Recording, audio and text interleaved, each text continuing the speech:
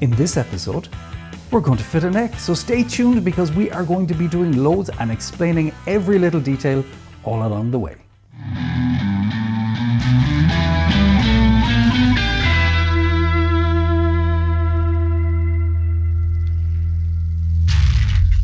Welcome back to the channel. This is episode 4 of my own custom Les Paul build I'm building for myself. If you haven't watched the other 3 episodes, you probably should. Episodes 1 and 2 were all about building the body, and the last episode, episode 3, was where we really got started on the neck. We made some laser cut templates, we transferred those onto the wood, we put in a truss rod channel, and we cut the neck roughly to shape. But this episode is all about getting the neck pocket cut into the body so we can bond these two together and getting started on assembling the neck and shaping the neck. It's going to be a bolt-on neck, which is very strange for a Les Paul, but I really don't like the way Les Pauls do their necks. There's a few other things about Les Pauls I don't like either, which is why this is a custom build for me. The first thing we need to do is we need to just redraw the center line down the middle of the guitar so that we can reference it with the center line on the neck of the guitar, and then we have one long center line running through them. That way we know everything's properly positioned, and we need that done before we can cut in the neck pocket itself.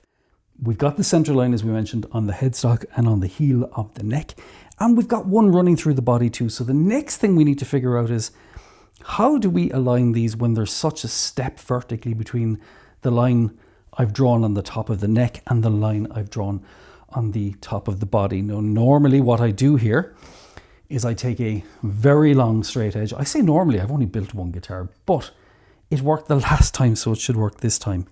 And I would align it up with the center line on the neck. And I would normally then just tape that down at the other end. Now, for the purposes of trying to get the alignment here correct, it's a lot easier than you think, but you do need some very accurate squares. These are machinist squares. They're about €40 for a set of 4 on Amazon, and you can just run them right up to the edge of the straight edge. And then the bottom of them, and I'll put a close-up of these in a second, is right up against the center line itself. So that way you know you've got a good measurement. Everything should be plain, everything should be true. It does take a bit of fettling to get it set up, and that said, I have bought a new tool specifically for doing this job. It is a laser. It's a cheap laser off Amazon. It's about €35, but it's going to be able to shine a green laser light the whole way up, and I'll be able to reference everything off that.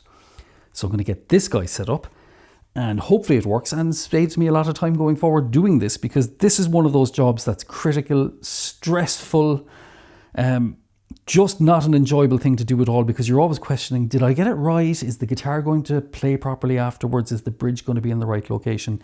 So I think this should remove that uncertainty and bring a bit of reassurance into the build. Let's do it. That's set up now. I'm going to put a close-up on screen so you can see the way the laser is aligned. It looks like everything's okay. One of the things that's critical at this point is getting the neck flush here with the body. So just like I mentioned in the first video, if you're right-handed, use your left hand. If you're left-handed, use your right hand, and don't look. Whatever your less dominant hand is will give you more tactile feedback. So just hold the neck in place, run your fingers down it, and make sure there's a smooth transition from the neck down into the body. And in this case, I think we're okay. Now, it's okay if you're half a millimeter out or so, because you can always sand these back in to be flush later, but you want to get it as right as you can now, because there's no going back once you cut this pocket in. So at this stage, what I need to do is take my laser cut templates and put them on the body. So this was the neck we cut the last time, and using the neck, we made a negative and got the neck pocket template from it. This is extremely tight, and I'm a little bit worried that putting it down here is going to move the neck a little bit or get it out of alignment. So I'm going to figure that out off camera, and when we come back, this is going to be double-sided taped to the body. So let's do that. Okay, that's all done, which is nice. I held the neck in place with a tiny bit of double-sided tape before I started playing around with putting this down, because this is quite a tight friction fit and I didn't want the neck to skew while that was happening. But the laser line is doing great actually. It's running right up here through my template, through the neck, and right up to the top. So I think we're okay. A real test is going to be, because this is so tight, if I take out the neck now and pop it down a few times, is it going to sit properly into the template? Because what I don't want happening is cutting a hole for the neck pocket and then going to fit the neck only to find out it's too compact, it's too tight, it won't go in. And then you're spending a long time with sandpaper. If that happens, it happens. I'll deal with it, but I'd prefer not to have to deal with it. So I'm going to pop out the neck and then just take out that little bit of double-sided tape that was holding it in place. And then we will try to just fit it and take it out a few times and make sure this stays where it's supposed to stay. If this works, and I do have a tiny bit of confidence in myself, but we'll see. If this works, what should happen is the laser should end up in the same place. Oh, that's tight. Okay, I'll just put a finger here to hold it. And yeah, we are still aligned, which is good. I'm happy with that. Whew. Right, now I need to commit to actually cutting the hole. Guitar making is destructive. You're taking away stuff that you generally can't put back, so you usually get one chance to get things right. But we have to do it. We can't just sit here worrying if it's going to go right or wrong. So this is going to involve the return of the world's worst pillar drill and the router. I'm going to have to change clothes because this is going to get dirty and messy. But I'll see you in a second and we'll start doing some work.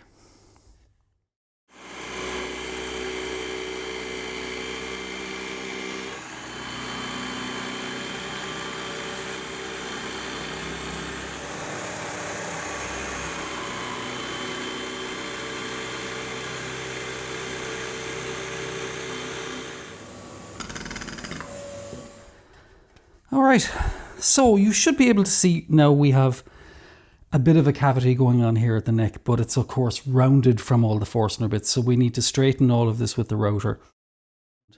I fitted the large base plate to my trim router because that will just give me more stability. And yeah, I'm just gonna start routing and see how we go from here.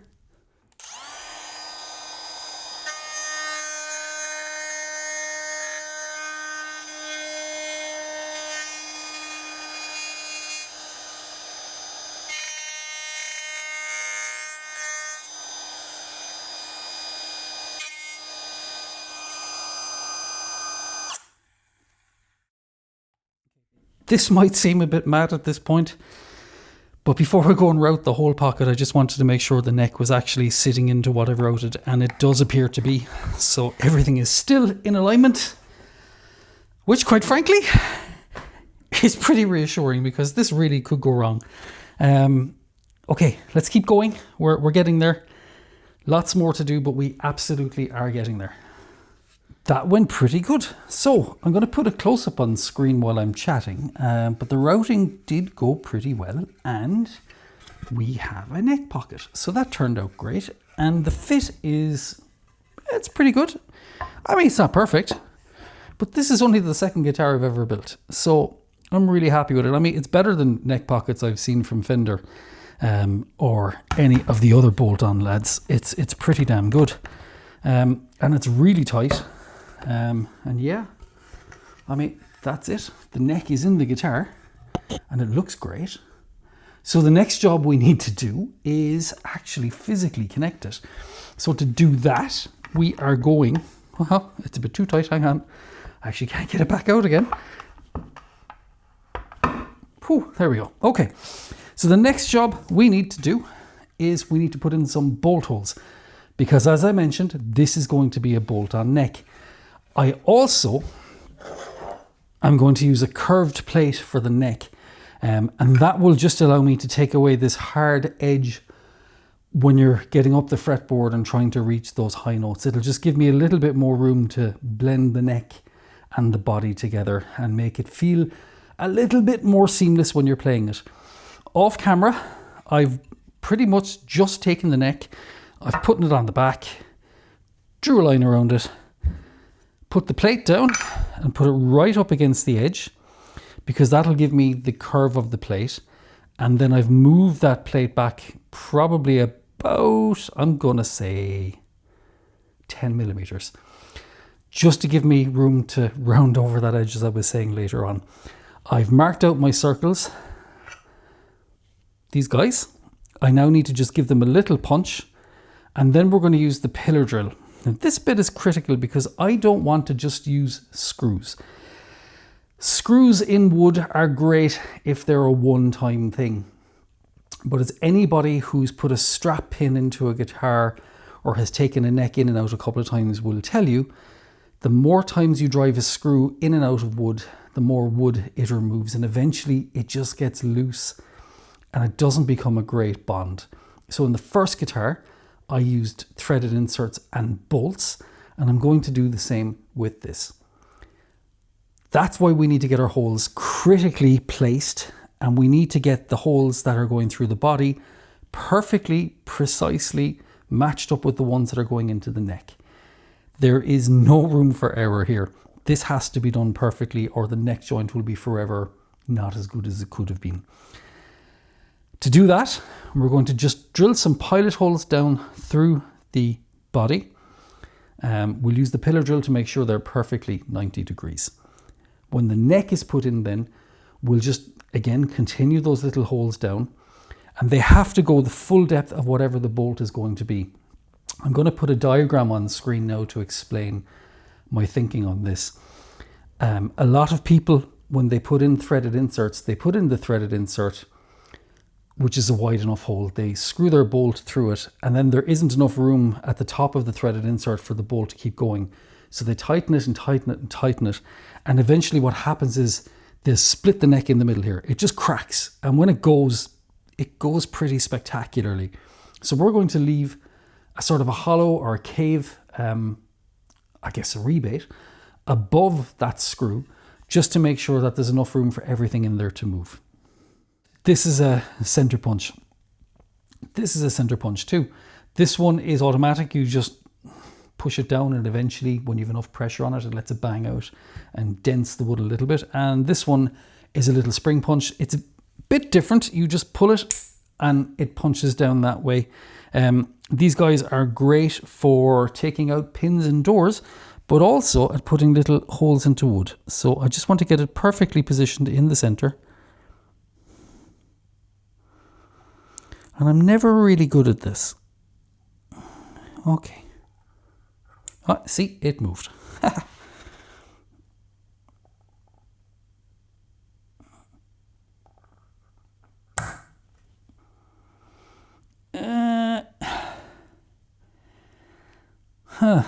That's center-ish.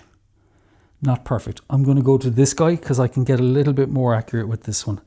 So the trick here is to get your point down from the side, get it in, and oh, feckin' hell, that's a huge hole. I wasn't expecting that to be that big.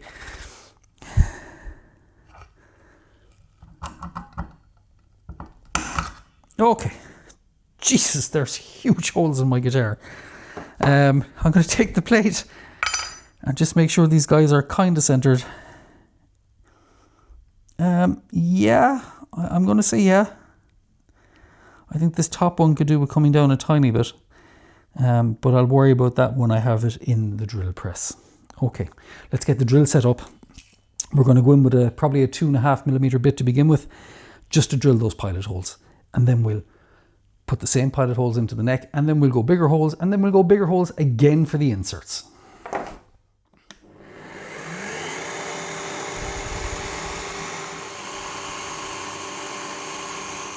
Okay, well, we have 4 little screw holes here, and I'll put a close-up on the screen because it's going to be hard to see these on camera.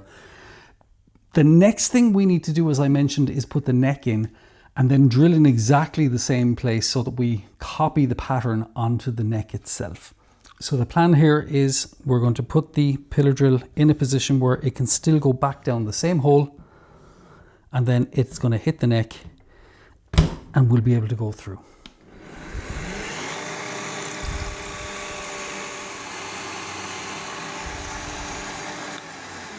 And look at that, we have our 4 holes transferred over to our neck. We do need to put in the inserts into the neck, and I'm going to explain what those are. But first I need to grab a few and measure them. So in my tiny little Festool toolbox here, if I can get this guy open, I have some machine bolts, and I have some threaded inserts. I'll put up a little close-up of what the two of these look like anyway, so you get an idea.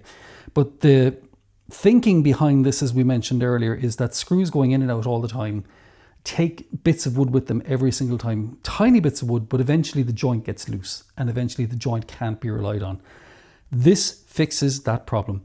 And the other thing I don't like about traditional guitars is they use screws which were popular back in the 1950s and 60s when they were building these instruments. In other words, Phillips screws, flathead screws. And if you've ever driven a screw a couple of times in and out, you'll know that the head gets marred and damaged, and they look absolutely abysmal after a couple of runs in and out.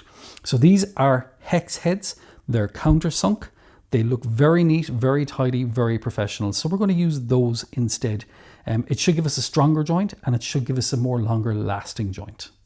The next thing we need to do is put in the threaded inserts. Now they're a little wider. There are 8mm holes needed, and I have 5mm holes in for the bolts. So what I need to do to get this right is leave the 5mm bit in the drill press, line up the neck and make sure that 5mm goes in and out perfectly. Then drop the 5mm bit out, put in the 8mm bit without moving the neck, and I should be able to drill perfectly down into the same position. These are about 12mm deep, so I'm going to go down maybe 13mm into the body just to give me room to countersink them a little bit. What you don't want with these, and the mistake people make with these, is they leave the cap of it sitting proud. If you do that, you'll never get a tight fit between your neck and your body. They have to be countersunk.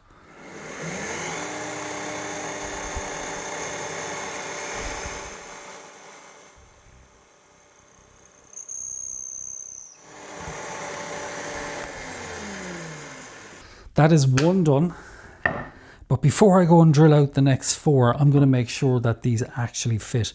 Now, there is a way to put these in properly. It's to take a small little vertical Allen key and put it into a vertical driver. I do also want to make sure that these never come out, so I'm going to put a little drop of super glue in the threads just as I start it, and then I should be in a good place then to have these sit where they need to be. So let's get some stuff out of the way.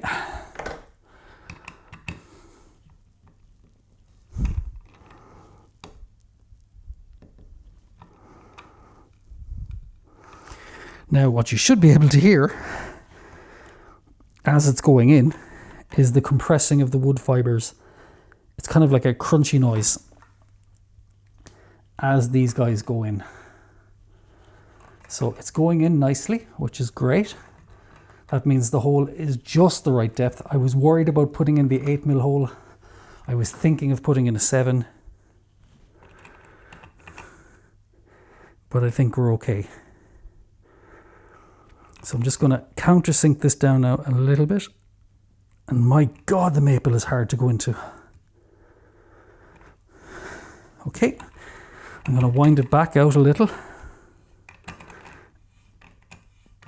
which is great. Oh yeah, you can actually see threads down in the hole. I'm going to snap a picture of this so you guys can see it.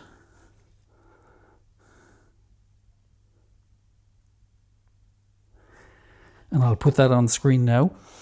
But the next step, of course, is just to put a little drop of super glue in there, just so that everything stays put.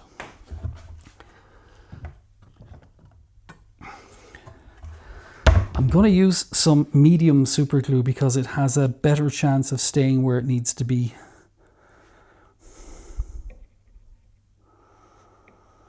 Okay, yep, that's good. That's a good dollop gone in there. Okay, time to thread it back in.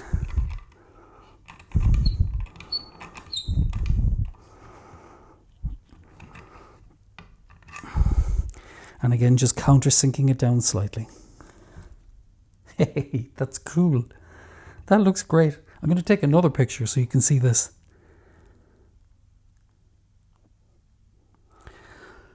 All right, 1 done, 3 more to go. I'm not going to make you suffer through this. I'll do them off camera. And then we can bolt the neck on, which is going to be amazing. So they're in, all 4 of them, and they look great. I was a bit worried about one of them because it's very close to the edge of the fingerboard, but no, it turned out okay. So even though it's really early and we probably shouldn't be doing this, I cannot resist the temptation to bolt the neck onto the body. So, like a big child, that's exactly what I'm going to do. Now, neck is in. We're going to flip it over. Get the neck plate. And we'll just pop some screws down. Oh, I can feel them already threading. And they're not making any attempt to cross thread, which means we got the holes in the right place. Yep, buttery smooth. I'll take that. Okay. Oh yeah, these are so good. I mean, I don't know why anybody would use screws apart from the time saving and the cost saving, but you can buy, like, I don't know, you can buy 50 threaded inserts on Amazon for about €10. And these bolts you can buy for, I think I got 25 of them for about the same, about 10 or €11. So for €20, you have enough to do, well, you've enough to do at least 5 guitars. And I don't think that's overly expensive for what you're getting, to be honest.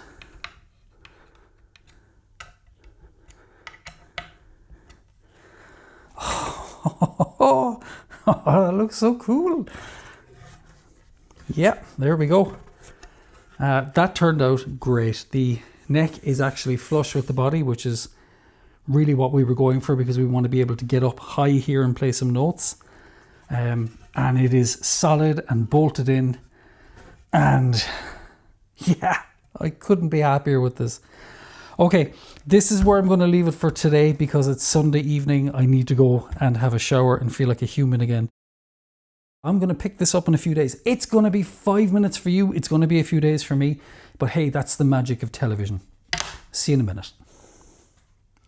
That was supposed to be 2 or 3 days. It ended up being about 6 weeks since I had paused the last time. I've been to Poland and back. I made a demo video for this channel on a woodworking tool. I made a demo video for my friends at Markbase on their channel for one of their amplifiers. And there was a whole other bunch of things that just kept me away from the workshop and doing the things I wanted to do in building this guitar. But we're back. And I was really hoping that the workshop would be a little bit colder now that a few weeks have passed and maybe it might even be raining outside.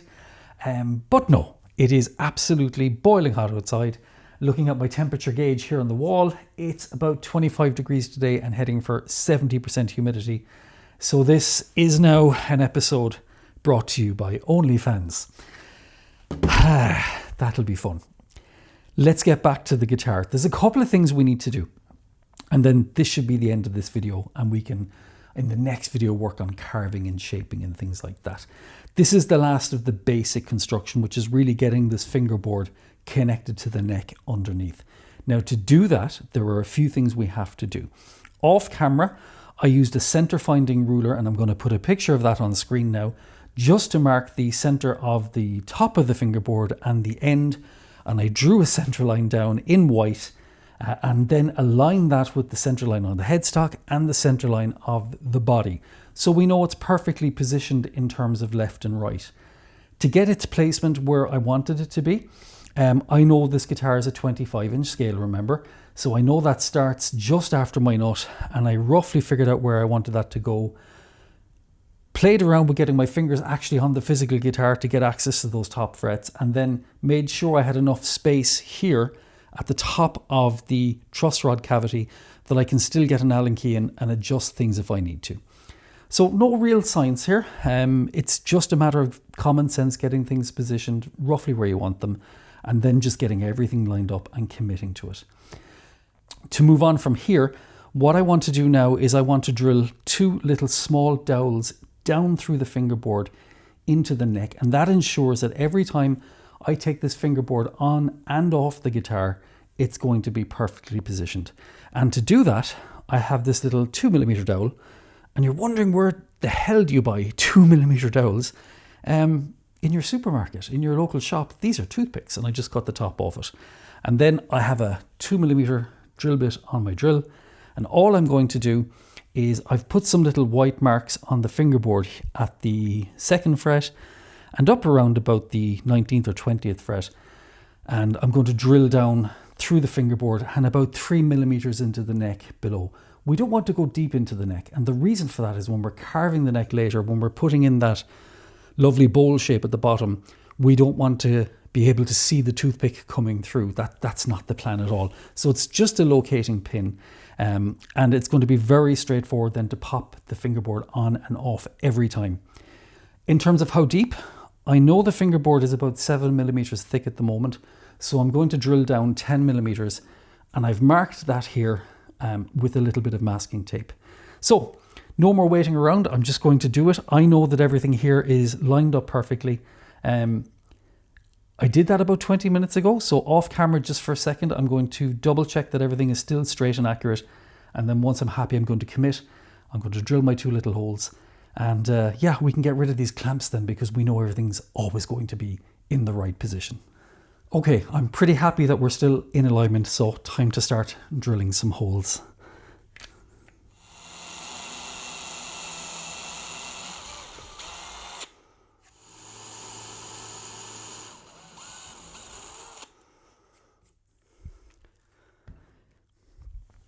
That wasn't too bad, and you're probably wondering 2 things. Why 2mm for a start? And where do we drill these holes so that we can't see them later? So 2mm because our fret wire, I think I have some here, is about 3mm. So even when we put in this dowel down into the slot where the fret is, later we're going to be cutting that fret slot again, just to make sure it's deep enough, and we'll take the top of the dowel down a little bit and you won't see it. But this is wider anyway, so that's going to cover over anything that's there. You won't even notice it. And even if you're not using jumbo frets like I am, if you're using thinner ones, they're still going to be bigger than this 2mm little dowel that we have. So let's get that plugged in now, and we'll get them, oh yeah, that works well. We'll get everything lined up and ready to go, and we can get rid of the clamps. Okay, so the dowels are sitting in, and they're protruding from the back of the fingerboard, which is great. Now we're just going to try and seat these where they're supposed to go. That's the first one. There's the second. And we're still lined up on that center line. So that means every single time we lift this and we replace it, those 2 points are sufficient to keep us in line, which is great. That's a good piece of work out of the way. Now what we need to do is start working on the dimensioning of this fingerboard. The first thing we need to do is we need to lower the front part of this fingerboard. I'll put a little picture on screen of what it looks like now. But essentially it's all one square piece of wood. And we need to drop the front of it down so that this nut, I'll put a picture of that on screen now too, can sit down at the right height. So we need to route in a little shelf. The challenge, of course, is what depth we need to go to. And we need to work that out with some of the measurements that we have here. We have the nut, we have the distance from the bottom of the nut to where the strings are going to sit, and we have the thickness of our fret wire.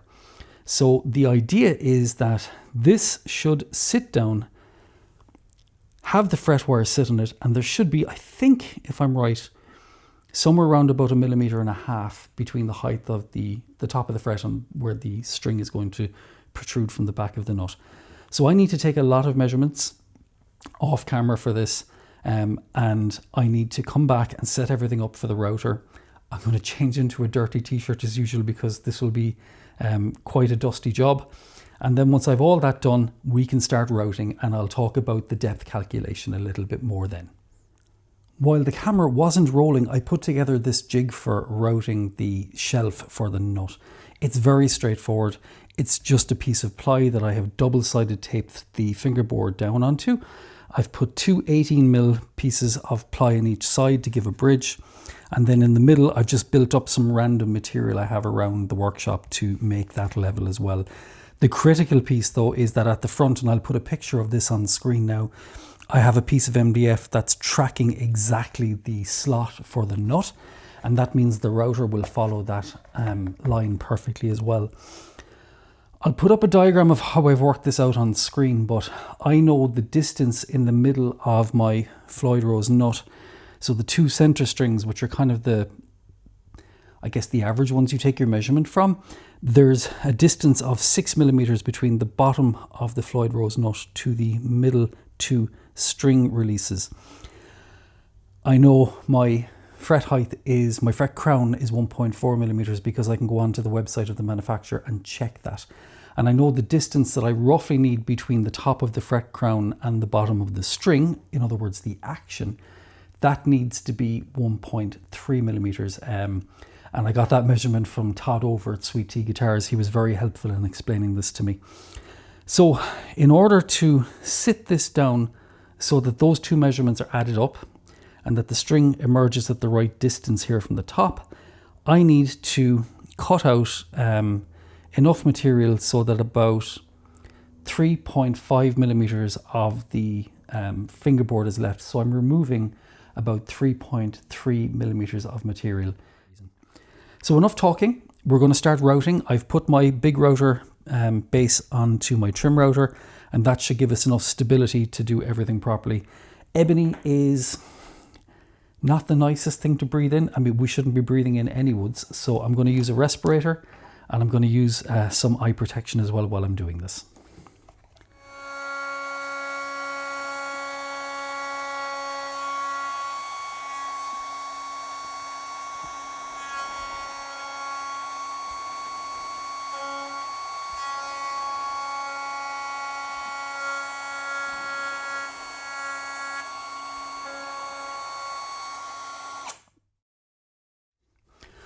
So we have our fingerboard and we have our shelf into the top of it, but the fingerboard is flat, and guitars never have flat fingerboards unless they're classical guitars, and even then there's a teeny tiny bit of a radius in them. My preferred radius is a 14-inch radius, which is a very gentle curve, very flat, very suited to modern playing. And the last time I had to put a radius on a fingerboard for my first guitar, it was exceptionally physical because I made this jig where I basically put the fingerboard in, taped it down, took this block, which is a 14-degree radius, put some double-sided tape on this, put some sandpaper here, plopped this in, and just sanded back and forth for hours. I think I was about 3 hours in total. I'm not doing that this time. So I've invested a tiny bit of money in a jig to do this. So let me get this out of the way. And what I'm using now is a jig for the router, where we'll put the fingerboard down in a minute square on this base. And this little guy goes over on the top, and let me angle it so you can see what I'm talking about. But the router will sit in here, and we'll simply run it from left to right. And we'll run it up to the next section, do the next bit. And pretty soon we'll have a really well cut radius. Now there's a couple of things you need to be aware of with this. The first is, like with any router, you may get chip out around the edges. And that's why I've left my fingerboard wider than it needs to be, because right now we're just going to put in the radius, we'll glue it eventually to the neck, and then we'll cut off the excess. So if there's a tiny bit of blowout on the edges now, it really doesn't matter because we'll be able to fix it by cutting off the excess. The second thing really is you need to have a sharp router blade. If you put in, or a sharp router bit rather, if you put in a dull router bit with blades on it that are just gunked up and they have pitch stuck to them, you're not going to get a clean cut. So I have a new router bit for this. So very straightforward. We're going to just tape everything down here. We're going to tape the fingerboard to the center of this. We'll get the router, we'll set the height correctly, and then it's just a case of running up and down the fingerboard. I am going to take my white pencil and I'm going to cross hatch along the fingerboard all the way up. And I'm just putting lines here. It's very basic, but once the lines disappear, we know we've done everything properly. So if you think about it, with these lines on here now, if I got the top right, but I wasn't quite getting to the edges, I would still have white along the edges. So this is just a visual guide to let us know how we're doing. This is going to give us a pretty good finish, but I'm still going to take my sanding block and put some very fine sandpaper on this when we're doing final assembly and put a finer radius on it. But boy, is this going to take most of the hard work out of it. So let's get it set up, let's get routing, and let's put a radius into this fingerboard.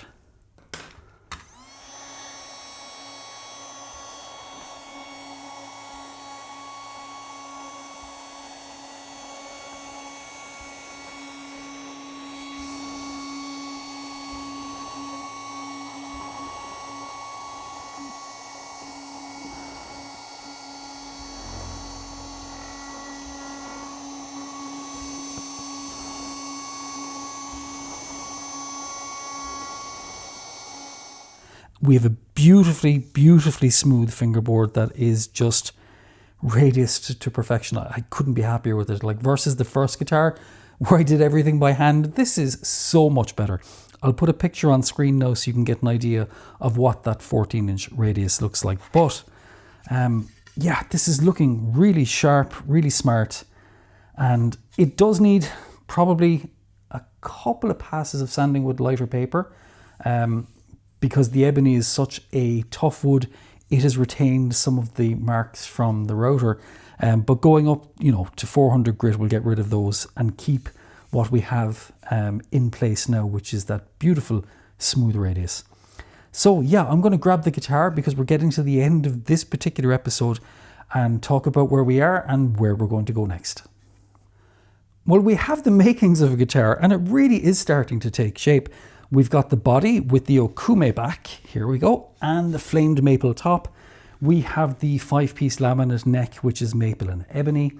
We have our fingerboard, radiused and slotted and perfectly positioned on the neck. We have our truss rod in, and we have our neck inserts in as well, and the neck pocket routed out. So there's a lot of progress, but we have so much still to do. So the neck is probably going to take at least another 2 videos. I'm really hesitant to say it'll take a 3rd video, but I won't know until I get into it because I don't want these videos to be an hour long either. In the next video, what I would really like to do is get this fingerboard to match the shape of the neck, and there's lots of tools we're going to use for that and really interesting processes, so I'll keep the magic until the next episode. We're going to reduce down the front part of the headstock here because we need to have height for the tuners and the strings and everything else. And when that's done, we're going to use this. This is a beautiful flamed maple veneer. It's only 0.7 of a millimeter thick, but you can really curve it as you can see. And my plan is to overlay the headstock with that so that it matches the body woods beautifully. That's a relatively easy job to do, and we're going to use some 3D printed jigs to help us clamp everything under pressure. When I have that done, I then need to take away the back part of the headstock, because it doesn't need to be 2 inches thick. It only needs to be really about 14 millimeters thick.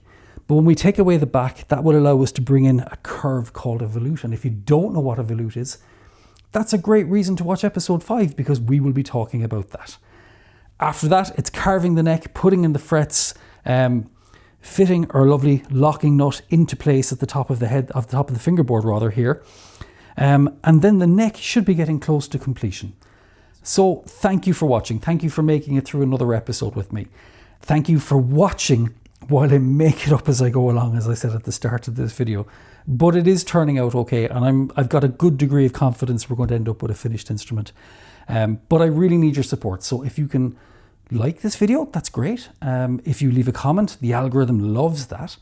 If you subscribe, even better.